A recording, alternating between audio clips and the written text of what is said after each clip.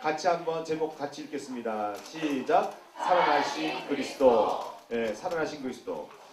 한 흑인 청소부가 미국의 한 해변가를 열심히 청소하고 있다가 빗자루를 쓰면서 하는 행위가 좀 독특해서 마틴 루터 킹 목사님이 보고 있었어요. 이 청소부가 계속 빗자루를 쓸면서 욕을 하는 거야. 아, 이런 나 인생 정말 지긋지긋하다. 나 정말 못해먹겠다. 이러면서 계속 욕을 하는 거예요. 마틴 루터 킹 목사님이 이 광경을 목격하고 난 다음에 청소부에게 말을 겁니다. 여보게 젊은 형제 무엇이 그렇게 못마땅해서 그렇게 욕을 하면서 청소를 하고 있나? 라고 물었습니다. 그랬더니 청소부가 하는 말이 우리는 정말 인간이 아니에요. 인간이 아니야. 왜 우리는 이렇게 백인들이 어지러놓은 이런 쓰레기들만 치워야 하는 그런 인생입니까? 또 백인들이 사용한 사무실, 화장실이나 청소하는 그러한 일을 해야 하는 그런 인생입니까? 너무 못해먹겠습니다. 너무 더럽습니다. 너무 나 지긋지긋합니다. 이러면서 마틴 루터 킹 목사님한테 자기 신세를 한탄하고 있는 거예요. 모니터 조금만 주세요. 그때 마틴 루터 킹 목사님이 이렇게 이야기합니다. 고마워요. 형제요, 당신은 지금 백인들의 길거리를 쓸고 있는 것이 아니라 하나님이 창조하신 우주의 한 모퉁이를 쓸고 있는 겁니다. 그렇게 이야기합니다. 내 관점으로 보면 백인들의 길거리고 백인들이 쓰다 버린 그런 휴지를 줍는 그런 인생이고, 내 관점으로 보면 백인들이 지저분하게 만들어 놓은 화장실을 청소하는 그러한 한심한 인생, 한심한 그런 시간을 보내고 있는 그런 존재 같지만, 하나님의 관점으로 보면 하나님이 이 만들어 놓으신 온 우주 만물의 그러한 한 부분을 내가 청소하고 있고 한 모퉁이를 내가 정결하게 하는 그런 일을 하고 있다라고 깨달아지는 거예요. 하나님의 관점으로 바라보는 것과 사람의 관점으로 바라보는 것은 엄청난 차이가 있습니다. 여러분들은 어떤 관점으로 살고 있습니까? 하나님이 살아나신 것이 사람의 관점으로 보면 말도 안 되는 소리예요. 아유, 목사님 무슨 그런 소리가 다 있습니까? 사람의 관점이에요. 하나님의 관점으로 바라보시기를 예수님으로 축복합니다. 따라합시다. 내 관점과 하나님의 관점 사이에는 그냥 큰 게 아니에요. 큰 차이가 있다. 시작. 엄청난 차이가 있어요. 내 관점과 하나님 사이에는 엄청난 큰 차이가 있습니다. 비신앙인은, 다시 말해서 예수님을 안 믿는 사람은 내 관점으로 사는 거예요. 교회 다니는 사람도 예수님 안 믿잖아요. 그럼 내 관점으로 사는 거예요. 내 관점으로 예배드리고 내 관점으로 헌금하고 내 관점으로, 그리고 여러분들이 신앙생활하고 나가서도 살아가는 사람입니다. 그걸 일컬어서 비신앙인이라고 이야기해요. 교회 다니는 사람을 신앙인이라고 이야기하지 않습니다. 교회에 나와서 예배 드리는 사람을 신앙인이라고 이야기하잖아요. 신앙인은 무엇을 신앙인이라고 하냐면 내 관점이 아닌 하나님의 관점으로 사는 사람, 그런 사람을 신앙인이라고 이야기하는 겁니다. 여러분은 신앙인이에요? 아니면 비신앙인이에요? 여러분 신앙인이 되기를 예수님을 축복합니다. 신앙인은 내 관점이 아니라 하나님의 관점으로 사는 사람, 하나님의 관점으로 사물을 바라보는 사람, 하나님의 관점으로 사람을 평가하는 사람, 하나님의 관점으로 내 삶을, 비전을 바라보고 계획하고 기획하고 열심히 노력하는 사람, 그런 사람을 신앙인이라고 이야기하는 겁니다.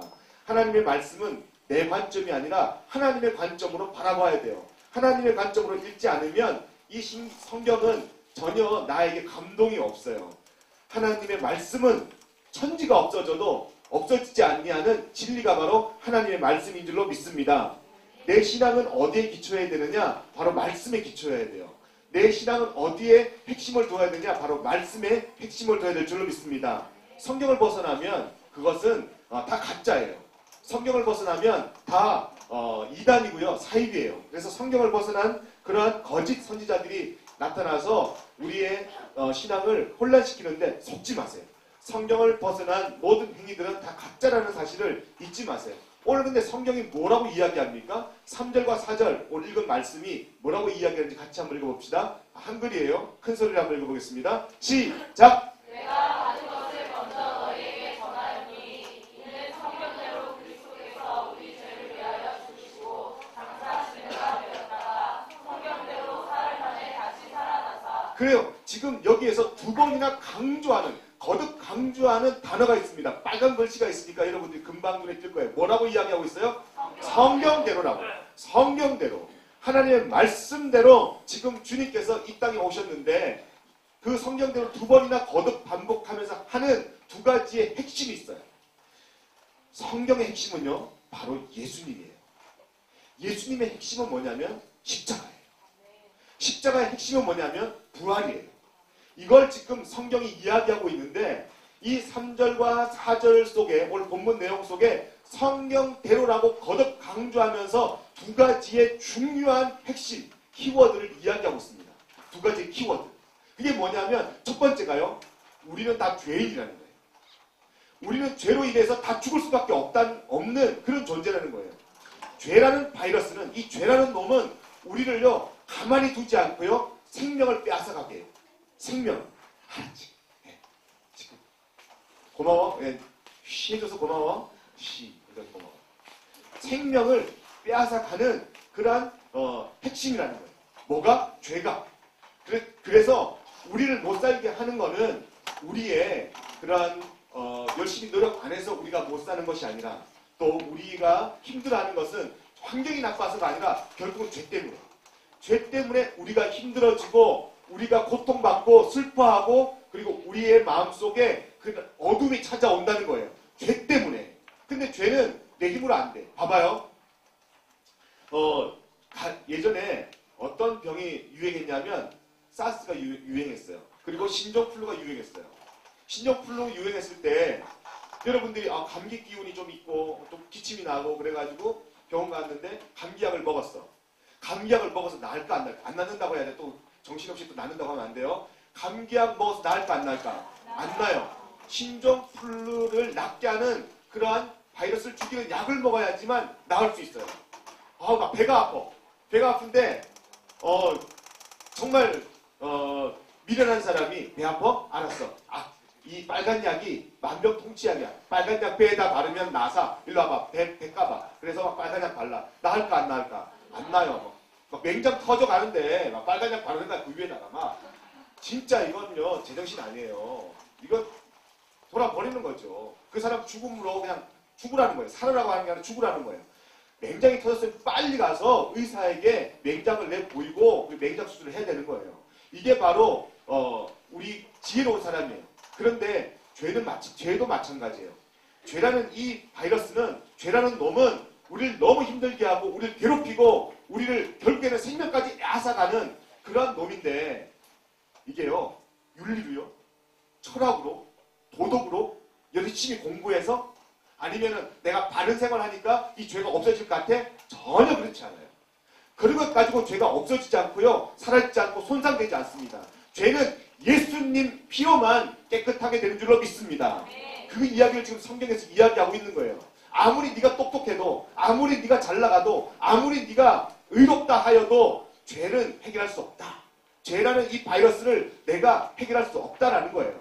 지금 성경에서는 그리스도께서 첫 번째로 우리 죄를 위하여 죽으시고 라고 나와 있습니다. 우리 죄를 위하여 죽지 아니하시면 그 누구도 우리를 죄를 해결할 수 없기 때문에 주님께서 우리 죄를 위하여 죽으시고 라는 거예요. 그게 바로 복음이에요. 그게 바로 기쁜 소식이에요. 그게 바로 하나님 말씀이에요. 또 한 가지가 뭐예요? 또 한 가지가 성경대로라는 말이 나오는데 사흘 만에, 3일 만에 다시 살아나셨다라고 이야기합니다. 이게 바로 성경이에요. 죽어서 끝난 것이 아니라 주님이 부활하셨대요. 여러분 이게 믿어집니까? 어떻게 죽은 사람이 다시 태어나, 다시 살아나. 이게 말도 안 되는 소리예요. 내 관점으로 보면 말이 안 되죠. 내 관점으로 보면 보리떡 5개와 물고기 2마리로 어떻게 5,000명을 먹입니까? 요세푸스 학자가 이야기하기를 그 당시 2만여 명이 있었대요. 2만여 명을 어떻게 물고기 2마리와 보리떡 5개로 2만 명을 먹여요. 거짓말이에요. 내 관점으로 보면 거짓말이지만 하나님의 관점으로 보면 진짜예요. 링컨이 이렇게 이야기했어요. 한 사람을 아니면 조금의 그런 소수 인원들을 속일 때 짧은 시간 속일 수는 있다. 그러나 많은 사람들을 오랫동안 속일 수는 없다. 다 드러나기 때문이다. 여러분 2000년 동안 한 사람을 아니면 대중을 놓고 속일 수 있겠어요? 속일 수 없어요. 그건 거짓말이에요. 그렇게 할 수가 없어요. 근데 지금 이 성경은 끊임없이 부활을 이야기하고 있고요. 우리 죄를 위해서 죽으셨다고 예수님의 살아나심과 죽으심에 대해서 강조하고 있고 증거하고 있어요. 근데 그 누구도 이 부분에 대해서 부인하는 자가 없습니다. 부인하려고 말씀을 연구하다가 오히려 정말 크리스천이 되었다는 그런 사람들이 너무나 많습니다. 근데 그 5절과 7절 말씀에 누구에게 나타나느냐, 부활하신 주님이 누구에게 나타났는지 정확하게 나와 있어요. 한번 볼까요? 한번 보겠습니다. 5절과 7절 시작. 개바에게 보이시고 후에 12제자에게와 그 후에 500여 형제들에게 이주에 보이셨다니 그 중에 지금까지 헬라니와 살아있고 어떤 이는 잠들었으며 그 후에 야고보에게 보이셨으며 그 후에 모든 사도에게와 지금 이게 보니까 많은 사람들에게 보였는데 게바에게 보였고요. 12제자 또 500여 형제에게 일시에 보였고요. 그리고 어떤 이는 지금 쓰고 있는 이 사도 바울이 글 쓰고 있는 이걸 증거하고 있는 예수님의 부활을 말씀대로 부활했다는 것을 성경 말씀에 의거하여서 쓰고 있는 증거하고 있는 사도 부활이 지금 그 쓰고 있는 그 현장에서 태반이 살아있는데 어떤 이는 잠잔다고 이야기하고 있습니다. 죽었다고 이야기하지 않고 잠잔다고 이야기하고 있어요. 그러면서 하는 말이 모든 사람들이 이렇게 많이 보여졌는데 이게 진리라는 거예요. 예수님이 부활하셨다는 것을 그냥 암암리에 그리고 몇 명이서 속이는 것 같이 그렇게 예수님의 부활을 증거한 것이 아니라 모든 사람들에게 나타나 보였다는 거예요. 거짓말이에요? 진리예요? 진리예요. 진리란 말이에요. 그리고 난 다음에 하는 말 봅시다. 8절 시작. 나중에 만삭되지 못하여 난자 같은 데게도 보이셨느니라. 지금 누가 누구에게 보였다고 이야기하고 있어요? 지금 이 글을 쓴 사람은 사도 바울이에요. 사도 바울 자신에게도 보였다 그랬어요. 만삭되지 못한이라고 하는 말은 뭐냐면요, 자격 없는 이란 뜻이에요. 자격 없는. 사도 바울은 자격 없는 사람 중에 한 명이었어요. 왠지 아십니까? 예수 믿는 사람들을 잡아다가 핍박하고요, 죽이는 일을 했어요. 예수 믿는다 그러면 어디든지 쫓아가서 예수님 믿는 사람들을 다 잡아다가 고문하고요, 그리고 다시 예수 믿지만 예수 믿을래 안 믿을래, 안 믿으면 살려주고 계속 믿겠다 그러면은 물러쳐서 죽이는 이러한 아주 극악무도한 일을 행하던 사람이 바로 사도 바울이었어요. 나쁜 죄악 중에서 최고의 죄를 범하고 있는 사람이 바로 사도 바울이었어요.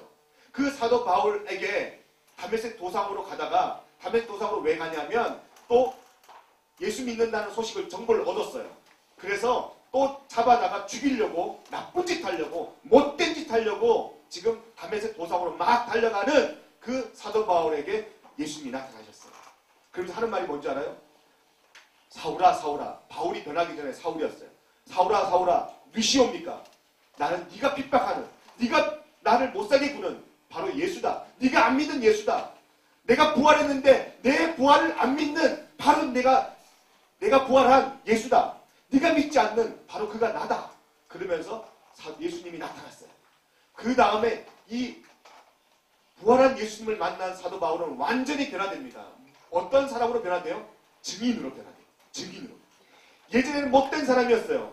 죄가 있지만 그 죄로 인정하지 못하고요, 내 속에 있는 죄를 어떻게 할 수 없는 그런 사람이었어요. 누구에게도 해결받지 못하는 그런 사람이었는데 예수님이 나타나서 예수를 만남으로 말미암아 사도 바울 속에 있는 죄가 해결되고요, 그 죄를 어떻게 해결하는지 깨닫게 되었어요. 회개를 통해서. 하나님, 나 죄인입니다. 하나님, 내 죄는 그 어떤 것도 해결할 수 없습니다. 그렇게 깨닫은 사도 바울이요, 예수님을 경험하고 성령 충만하여서 그때부터 완전히 다른 180도의 인생, 다른 인생을 살아가게 됩니다. 예수님을 전하는, 그리고 복음을 체계화하고요, 그리고 온 유럽에 예수님을 전하는 그 놀라운 영향력 있는 삶을 살게 됩니다. 만삭되지 못한, 정말 형편없는 자격 미달, 함양 미달인 사도 바울이 예수님 만나니까 완전히 다른 삶을 살게 되는 거예요. 여러분, 오늘 여러분이 도전합니다. 여러분 삶 속에도 예수님을 진짜 만나면 여러분들의 삶이 완전히 바뀌게 될 줄로 믿습니다. 그렇게 살아갈 때 정말 가치 있는 삶을 사는 거예요. 여러분들의 비전이 무엇이냐고 여러분들의 마음속에 물어볼 때, 질문할 때 답답한 마음을 갖고 있는 사람도 있을 겁니다. 예수님을 만나세요.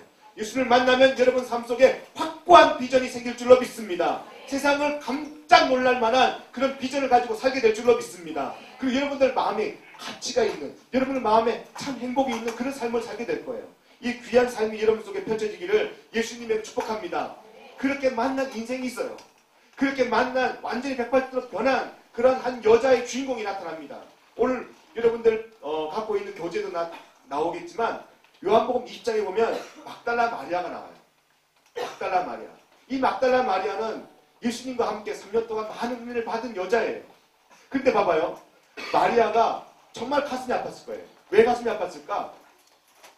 사랑하는 사람이 내가 어떻게 할 수 없을 만큼, 내가 어떻게 할 수 없는 그런 상황에서 사랑하는 사람이 떠나거나 사랑하는 사람이 죽거나 그럴 때 여러분들 마음이 어때요? 너무나 가슴 아프죠. 지금 이 마리아는 저항할 수 없는, 자기 혼자 여자의 힘으로는 감당할 수 없는 큰 일을 경험하게 됩니다. 예수님의 죽음을 지켜주고 싶었어요. 예수님의 마지막을 내가 어떻게 좀 해보고 싶었어요. 근데 할 수 없었어요. 큰 권력 앞에, 큰 환경 앞에, 큰 문제 앞에 이 여자는 해결할 수 없는 그런 나약한 존재였어요. 그러고 난 다음에 예수님의 죽음을 맞닥뜨립니다. 예수님의 죽음 앞에 마리아는 한없이 울었어요. 그러고 난 다음에 예수님의 죽음을 확인하기 위해서 예수님의 무덤으로 달려갑니다. 근데 이게 웬일이야? 무덤에 달려갔더니 예수님이 없어요. 봅시다. 그게 요한복음 20장 11절 말씀이에요. 한번 볼게요. 20장 11절 시작.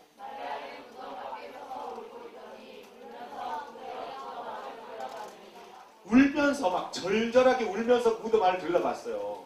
여러분, 여러분들 삶 속에 이런 가슴 저린 일들이 있습니까?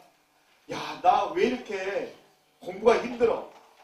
친구가 여러분들 괴롭힐 때, 엄마 아빠가 여러분 괴롭힐 때, 여러분들의 스스로 한계를 느낄 때, 아, 나 왜 이렇게 머리 나빠? 나만큼 머리 나쁜 사람 좀 나와보라 그래. 나 앞에 있는 목사님도 되게 머리 나쁘거든요. 암기가 안 돼, 암기가. 잘 못 외워요. 그리고 수리력이 떨어지니까 내가 돈 얼마 주고 난 다음에 거스름돈 받는 거 주면 받고 안 주면 안 받아. 정말 수리력이 떨어져요. 그런데 하나님이 날 붙잡으니까 내가 이만큼 목회를 하고 있는 줄로 믿습니다. 그런데 봐봐요. 자기 한계를 느낄 때, 내가 열심히 노력했는데 그 노력한 대가만큼 결과가 주어지지 않을 때 얼마나 가슴 아파요. 지금 마리아는 그 고통 앞에 울고 있어요. 12절 봐봐요. 흰옷 입은 두 천사가 시작. 흰옷 입은 두 천사가 예수의 시체에 누였던 곳에 하나는 머리편에 하나는 발편에 앉았더라. 이렇게 울고 있는 마리아에게 예수님이 찾아오는데, 예수님이 만나주는데 어떻게 만나주느냐, 그 과정을 여러분들이 오늘 보면서 도전받길 바랍니다. 마리아는 정말 어떻게 할 수 없는 절망감, 어떻게 할 수 없는 그 슬픔에 잠겨 있었습니다. 근데 봐봐요. 관점이라는 게 굉장히 중요해요. 예수님이 살아계실 때 마리아에게 뭐라고 했냐면, 내가 죽으면 3일 만에 다시 부활할 거다라고 계속 끊임없이 이야기했어요. 성경대로, 말씀대로, 예수님의 말씀대로 살아날 거다라고 끊임없이 이야기했어요. 근데 봐봐요. 절망이 오니까, 아픔이 오니까, 슬픔이 오니까, 자기 한계에 부딪히니까, 문제가 너무나 크니까 그때부터 관점이 바뀌어요. 말씀의 관점으로 돌아가야 될 그 즈음에 내 관점으로 돌아가는 거예요. 그게 가장 큰 슬픔이에요. 그게 가장 큰 고통이에요. 그게 가장 큰 문제예요. 여러분들의 관점으로 돌아가려 할 때 여러분들 무릎 꿇어야 될 줄로 믿습니다. 무엇이 여러분들 슬프게 합니까? 그 슬플 때 하나님 말씀 붙잡아야 되는데, 하나님의 관점으로 돌아가야 되는데, 마리아는 부활을 상상도 하지 못하는 그런 사건이라고 받아들였어요. 어떻게 예수님이 부활하셔? 내 관점으로 보니까 그 부활이 마음에 와닿지가 않는 거예요. 그리고 난 다음에 예수님이 이렇게 이야기합니다. 예수님을 알아보지 못한 막달라가 요한복음 20장 13절 같이 읽어볼게요. 시작. 천사들이 이르되 여자여 어찌하여 우느냐 이르되 사람들이여 내 주님을 불러다가 어디서든지 내가 알지 못하고 14절 시작. 말하고 기도를 일러 예수께서 서 계신 것에 왔으나 이제 주신 것을 알지 못하더라. 정말 가슴 아픈 일이 여기 벌어지는 거예요. 그렇게 보고 싶은 분, 그렇게 사랑하는 분, 그렇게 절절히 기다린 분, 그분이 내 앞에 있는데도요, 관점을 안 바꾸면, 관점을 바꾸지 않으면 예수님이 내 앞에 계신데도 발견하지 못하는 거예요. 지금 여기 예수님 계셔요. 나와 여러분과 함께 계셔요. 그런데 관점을 바꾸지 않으면 함께 계신 예수님을 발견하지 못하는 거예요. 이게 정말 가장 큰 절망감이에요. 마리아를 찾아왔어요. 왜 울어? 마리아야 왜 울어? 너 지금 울 때 아니야. 내가 너랑 같이 있는데 왜 우니? 절망 아니야. 소망이야. 난 너의 빛이야. 왜 울어? 그런데 마리아는 그 소리를 듣지 못해요. 하나님 말씀대로 살아가는 이 관점대로 살지 못하니까요. 너무나 큰 절망감이 가슴을 누르는 거예요. 자기를 비하하는 거예요. 자기를 형편없는 사람으로 착각하는 거예요. 그러면서요. 앞에 계신 예수님조차 발견하지 못하게 하는 거예요. 관점은요. 내 눈을 가려요. 내 마음을 덮어버려요. 정말 가야 할 길을 못 가게 내 발을 올가매는 거예요. 관점은 이렇게 무서운 겁니다. 여러분들의 관점으로 살면 이렇게 무서운 일이 일어나는 거예요. 여러분들의 관점으로 살지 마시고 하나님의 관점으로 살아가시기를 예수님의 이름으로 축복합니다. 지금 마리아는 뭐라고 이야기해요? 그 좋은 내가 살아가는 주님, 내가 정말 마음에 담아뒀던 내 생명의 은인이신 주님, 그 주님의 시체를 누가 옮겼는지 알 수가 없어요. 막 그러는 거예요. 없는 사람을 찾는 거예요. 여러분, 이런 어마어마한 우를 범하지 않기를 다시 한 번 더 예수님의 이름으로 축복합니다. 그때 예수님이 뭐라고 하세요? 부활하신 주님이 찾아왔어요. 나와 이름을 찾아와 주셨듯이 찾아와 주셨어요. 20장 15절이에요. 시작.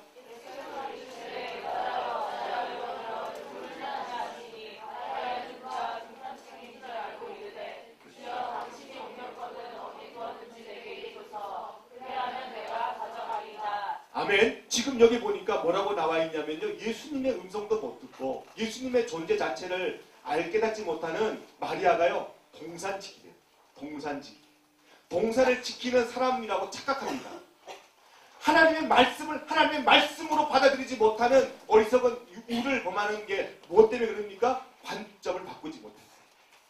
내 관점으로만 살아갈 때, 내 한계로만 살아갈 때는 하나님의 말씀을, 예수님을 동산지기라고 평가합니다. 동산지기밖에 안 되는 예수님, 동산지기만도 못한 예수님, 그러면서요 그 동산지기한테 화풀이합니다. 자기의 분노를 쏟아내요. 자기의 한계를 쏟아내요. 내 예수님 어디 갔냐고요. 내 예수님 내놓으라고요. 동산지기한테 그렇게 막 항의합니다. 가만히 있었겠어요? 동산지기한테. 지금 성경에는 누가 옮겼는지 내게 이르소서 이렇게 이야기하는 것 같죠. 성경에 보니까 내게 이르소서 내게 좀 알려줄래요? 여러분 한번 생각해 보세요. 마음속에 울분이 가득 찼어요. 분노가 가득 찼어요. 분노가. 여러분 슬플 때 어떻게 울어요? 울잖아. 울잖아. 그러면서 누가 말 시켜봐. 왜 울어? 그러면 내가 말이야. 막 그렇게 울잖아요. 그렇게 이야기하잖아요. 그죠? 지금 마리아도 그 막 울면서 분노가 가득, 슬픔이 가득 찼고 절망이 가득 차 있는데 동산지기한테 누가 옮겼는지 알 수가 없어요. 알려주실래요? 이렇게 얘기하겠어요? 아니에요. 막 마음에요. 한이 맺혀가지고 막 쏟아붓는 거예요. 동산지기한테. 당신이 치웠어요! 그러면서 막 한이 맺혀가지고 목 안 좋은데 막 이렇게 동산지기한테 막 쏟아붓는 거예요. 여러분 관점을 바꾸지 못하면 여러분을 위해서 찾아온 예수님에게 항의하는 거예요. 예수님 나 왜 이렇게 만들어놨어요? 예수님 나 왜 이렇게 어렵게 살게 만들었어요? 왜 내 가정은 이렇게 환경이 이렇게 형편없어요? 그러면서 막 분노하는 거. 예수님의 그런 사랑을 외면할 수밖에 없는 그런 어리석은 사람이 관점을 바꾸지 못할 때 된다는 거예요. 20장 16절. 그럼에도 불구하고 어떤 일이 벌어지느냐 한번 볼까요? 시작.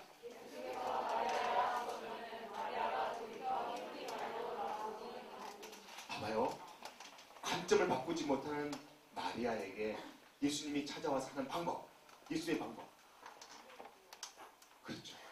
우선아, 애지야. 한 사람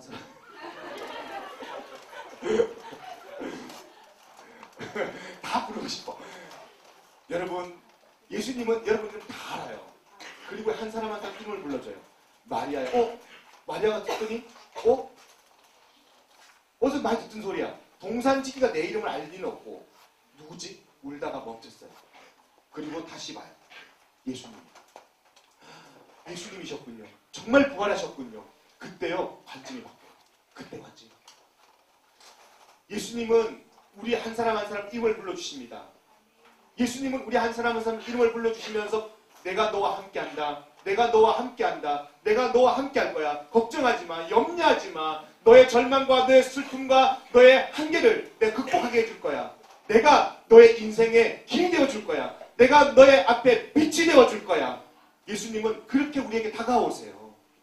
너 방향이 어딘지 몰라? 걱정하지 마. 내가 너의 길 되어줄 거야. 너 소망 없어? 걱정하지 마. 내가 너의 소망이 되어줄 거야. 여러분, 예수님 부를 때요, 샬롬 커뮤니티 비전 이렇게 부르지 않아요. 샬롬 커뮤니티 교회 벤처 이렇게 부르지 않아요. 한 사람 한 사람, 한 사람 한 사람 다 이름을 불러주시면서 여러분들을 초청하고 여러분들과 함께하기를 예수님이 간절히 원하는 줄로 믿습니다. 여러분들, 예수님이 지금 여러분들 문 밖에서 서서 두드리는 누구든지 여러분들의 마음을 열면 예수님과 함께 더불어 먹고 예수님 나와 함께 더불어 마시리라.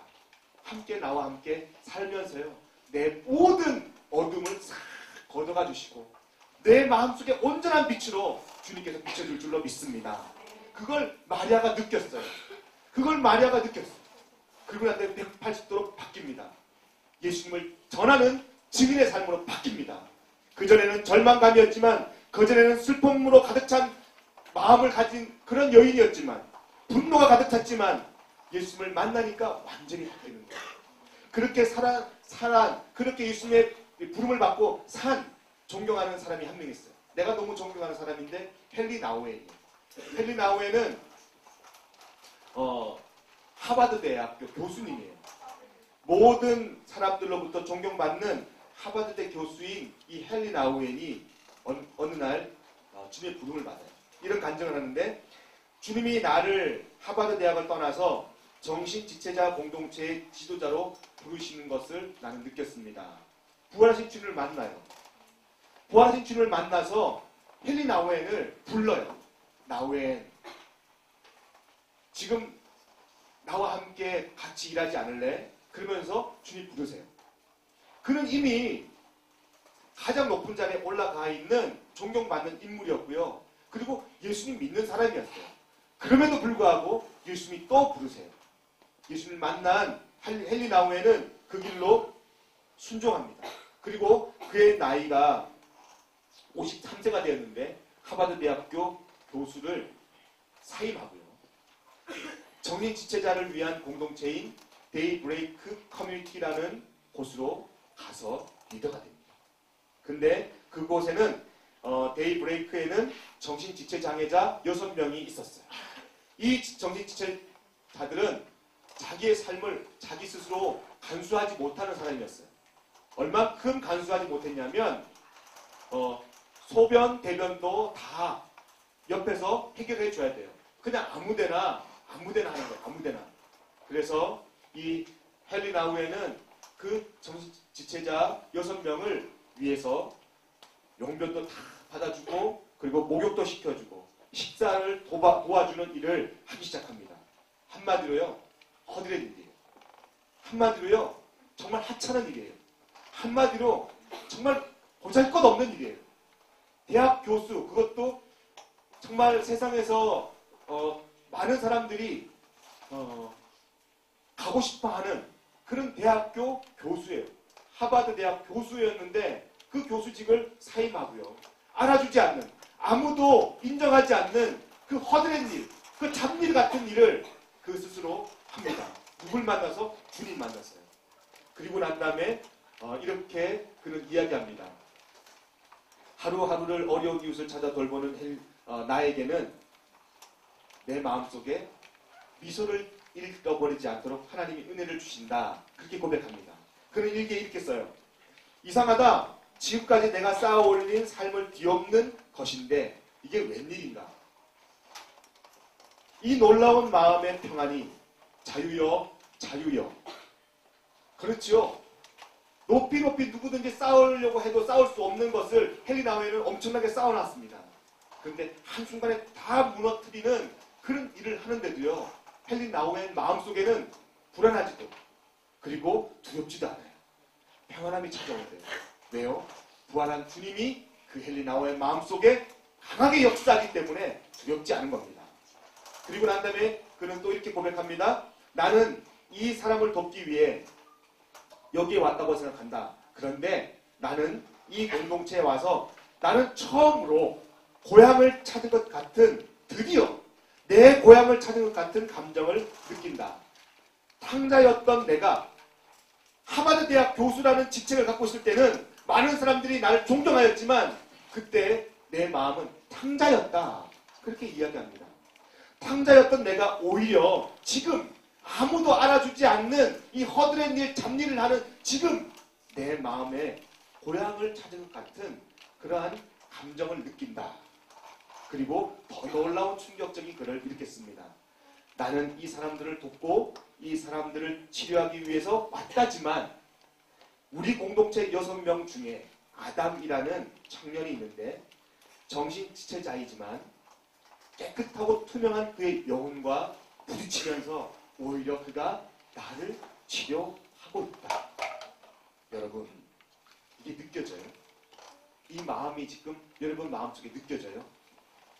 하나님이 함께하면요, 아무리 정신지체자라도 하나님이 함께하면 오히려 우리가 돕는 것 같지만 그 영혼을 통해서 내가 성숙되어가고요, 내가 더 하나님 앞에 가까이 나아가는 삶을 살게 된다는 겁니다.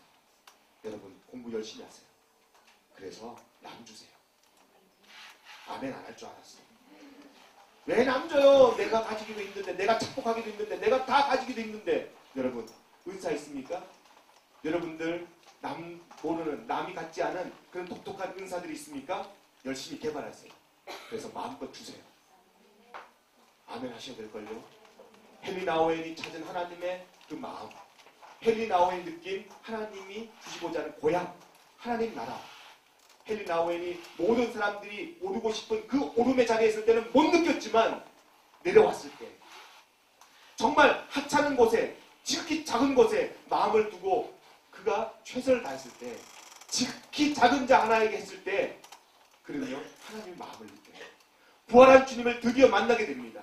부활한 주님을 드디어 경험하게 됩니다. 목사님, 나 아직도 예수님 못 만났어요. 목사님, 나 아직도 예수님 정말 만나고 싶은데 어떻게 만나야 돼? 지극히 작은 자에게 한번 해보세요. 예수님 만나게 돼요. 예수님 경험하게 돼요. 여러분, 예수님은요 막 여러분들이 소리친다고 해서 만나지는 분이 아니에요. 예수님은 소리치지 않아도 여러분 가까이에 있어요. 여러분들이 몸부림치지 않아도 여러분 가까이에 있어요. 마리아가 가까이 계신 주님을 깨닫지 못했는데 관점을 바꿀 때 예수님을 깨달았듯이 여러분들이요 정말 지극히 작은 자에게 여러분 최선을 한번 다해보세요. 지극히 작은 자가 누굽니까? 목사님, 지극히 작은 자요 제주에 없어요. 내가 지극히 작은 자, 내가 지극히 작은 자. 그렇게 여러분들이 이야기할 수도 있어요. 지극히 작은 자는요 하나님을 알지 못하는 사람도 지극히 작은 자가 될 수 있고요, 여러분들을 통해서 하나님을 알게 할 사람도 지극히 작은 자예요. 혹시 여러분들의 엄마 아빠가 지극히 작은 자라는 생각을 해보지 않았어요? 여러분들의 엄마 아빠가 하나님을 알지 못할 때는 여러분들의 엄마 아빠도 지극히 작은 자가 될 수 있다는 사실. 또한 여러분들 주변에 왕따 당하는 사람, 그리고 여러분 주변에 정말 여러분들의 도움을 필요로 하는 사람 한번 둘러보세요. 얼마나 많은지. 그 사람에게 여러분들이 최선을 다할 때 예수님을 여러분들이 정말 가슴으로 깊이 경험하게 될 줄로 믿습니다. 목장을 한번 둘러보세요. 목장 한번 둘러봐요. 오늘 예배 안 나온 친구도 있어요? 여러분들이 한번, 목사님 그 친구에 전화하면요 그 친구 얼마나 쌀쌀맞는데요, 정말 재수 없어요. 그 친구하고 통화하면요 3일간 재수 없어요. 그게 바로 지극히 작은 자야. 그게 바로 지극히 작은 자야. 여러분들 재수없게 하는 사람, 여러분들 발만 떨어뜨리게 하는 사람, 그 사람이 지극히 작은 자예요. 여러분 그 사람에게 예수님 마음으로 한번 다가와서 한번 해보세요. 그러면 여러분들이 예수를 경험하게 될 줄로 믿습니다. 한옥 목사님의 글을 여러분들에게 소개하고 말씀을 마칠까 합니다. 제가 좋아하는 한옥 목사님이 이렇게 이야기를 해요. 그 뒤로 많은 내용인데, 리더여 사자의 심장을 가져라. 내가 벌써 몇 년 전에 읽은 내용인데 이렇게 이야기합니다. 당신은 영리하다고 자신만만하게 자부하는가? 그렇다면 당신의 그 영리함이 오히려 당신을 무너뜨릴 수 있다는 사실을 늘 기억하라.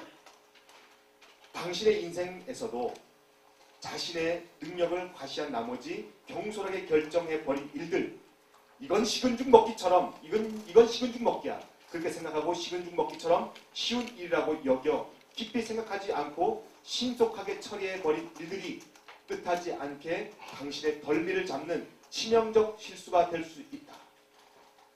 그러므로 눈에 보이는 상황만을 가지고 하나님의 뜻을 해석하지 말라. 오히려 하나님의 뜻을 가지고 상황을 해석해야 한다. 당신이 하나님을 판단하지 말고 하나님으로 하여금 당신을 판단하시게 하라. 하나님 앞에서 당신이 자꾸 말하지 말고 하나님이 당신에게 하시는 말씀에 조용히 귀를 기울이라. 사랑하는 우리 비전벤처 여러분, 오늘 그런 주님이 나와 여러분을 한 사람 한 사람 이름을 부르십니다. 나의 관점을 내려놓고 나의 죄를 위해 이 땅에 오신 주님, 그리고 3일 만에 부활하신 주님, 내 눈은 보이지 않아요. 내 마음으로 이해되지 않아요. 주님 만나고 싶어요. 주님 정말 내가 주님 경험하고 싶어요. 그 주님을 경험할 수 있는 유일한 길은 질기 작은 자에게 예수님 마음으로 행동할 때 여러분들을 이미 가까이에서, 여러분들 정말 여러분들의 가까이에서 예수님을 경험하게 될 줄로 믿습니다. 그리고 여러분들 마음속에 예수님이 함께해 주셔서 영원토록 주님과 함께하는 아름다운 삶을 살게 될 줄로 믿습니다. 내 관점을 내려놓고 하나님의 관점으로 살 수 있기를 예수님을 축복합니다. 그리고 주님께서 여러분들 이렇게 부르십니다. 주님을 알지 못하는 나를 주님께 찾아와 주셨습니다. 어떻게 해요? 한 사람 한 사람 이름을 불러가면서. 그때 여러분들이 이렇게 고백할 겁니다. 나를 지으신 주님, 내 안에 계십니다. 주님께서는 나를 창세전부터 주님의 손안에 두고서 나를 기억해 주셨습니다. 내 이름 아시죠? 주님 내 이름 아시죠? 내 모든 생각도 아시죠? 내 흐르는 눈물도 주님 아시죠? 마리아의 눈물을 아시고 찾아와 주신 주님, 내 눈물도 아시죠? 주님, 이 시간 내 눈물 닦아주시옵소서. 주님께서 여러분들의 눈물을 다 닦아줄 줄로 믿습니다. 지금 함께 찬양하시면서 하나님께